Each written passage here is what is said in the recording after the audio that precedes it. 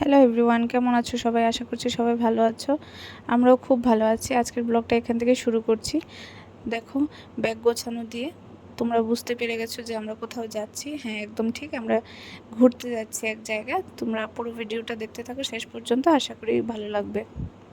তো আমরা রেডি হয়ে গেলাম। আমাদের বাস স্ট্যান্ডে যাওয়ার আছে, ক্যাব বুক করেছে। এখন রাত্রি ঠিক 9:30 মতো বাজে।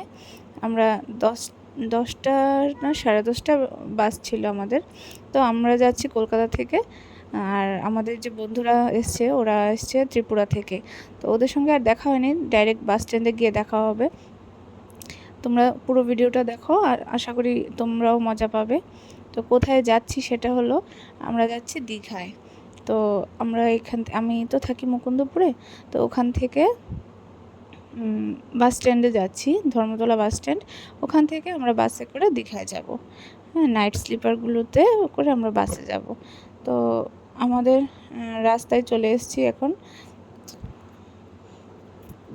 এই যে আমরা এসে পৌঁছে গেছি ধর্মতলা বাস স্ট্যান্ডে। তোমাদের দাদাভাই ব্যাগগুলো নামাচ্ছে। ওরাও চলে এসছে, সবাই টাইম মতোই চলে এসছে, কারোর জন্য কারোর ওয়েট করতে হয়নি। এই দেখো, আমরা এখান থেকে বাসে উঠবো। বাসের টিকিট কাটা হয়ে গেছে। আমরা দুজন বসে পড়লাম। তোমাদের দাদাভাই নিচে গেছে জল আনতে। তো এসেই পড়লাম দীঘায়। তো এসে মনটা খুব খারাপ হয়ে গেল ওয়েদারটা দেখে। দেখো, আকাশটা কি খুব কালো হয়ে আছে। ভাবছিলাম কি বৃষ্টি হবে বৃষ্টি হবে। ভাবলাম এত দূর থেকে এলাম, যদি ঘুরতেই না পারি, বৃষ্টি চলে আসে, তাহলে তো মজাটাই গেল।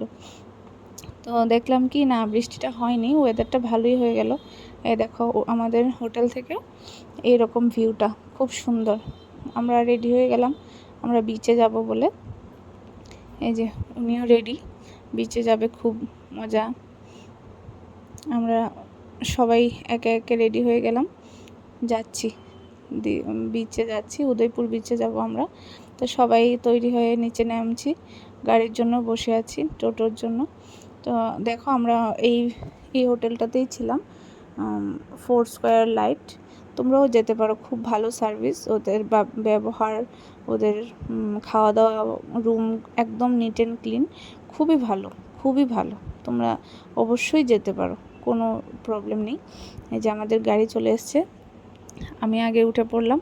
আমাদের দুটো গাড়ি লাগবে, আমরা তো 10জন লোক, 5জন 5জন করে দুটো গাড়িতে করে হয়ে যাবে। এই যে আমরা যাচ্ছি উদয়পুর বিচে, একটু জলে নামবো, আনন্দ করব। এই যে চলে এলাম আমরা, মা আর ছেলে বিচে। জল দেখে তো খুব আনন্দ পাচ্ছে। কখন থেকে মানে কোল থেকে নেমেই যাচ্ছে জলে। তো এই জায়গাগুলো বেশি একটা ভালো ছিল না। তো এই দেখো, তোমাদের দাদাভাই আমার নাম লিখেছে এখানে। উদয়পুরের দেখো ভিউটা খুব সুন্দর। তোমরা কে কে আছো দীঘায় আমাকে কমেন্ট করে জানাও।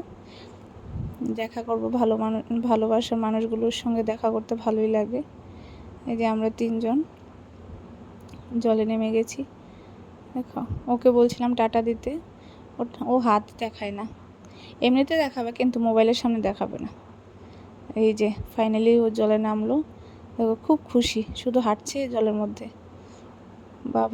ওর বাবা ওকে নিয়ে জলে হাঁটছে, মজা করছে। দেখো, কে কে আছো দীঘায় আমাকে একটু বলো, আমি তোমাদের সঙ্গে দেখা করব অবশ্যই।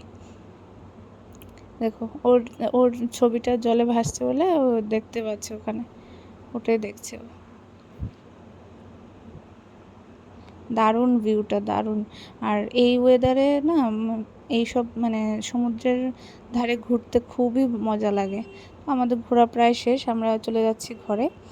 দুপুর এখন প্রায় বিকেল তো হয়ে গেছে, 4টে বাজে। ঘরে এলাম, খিদে তো পেয়েছে, তো এখন তো খেতে হবে। ভাত দিল, ডাল ফ্রাই অর্ডার করেছিল, আর মাছের ঝোল, আর আলু ফ্রাই।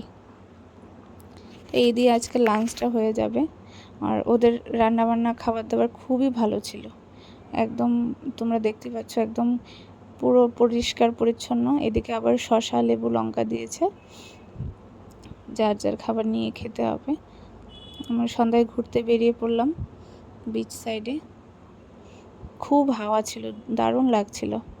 আর দীঘায় এসে মাছ ভাজা খাবো না এরকম তো হতে পারে না। তো এই যে আমরা চলে গেলাম মাছ ভাজা খেতে। খুব ভালো, খুব টেস্ট, চিংড়ি, ইলিশ মাছ ভাজা খুব দারুণ লাগছিল। তো তারপর আমরা গেলাম ওল্ড দীঘায়। ওল্ড দীঘার মধ্যেও খুব ভালো। Thank you.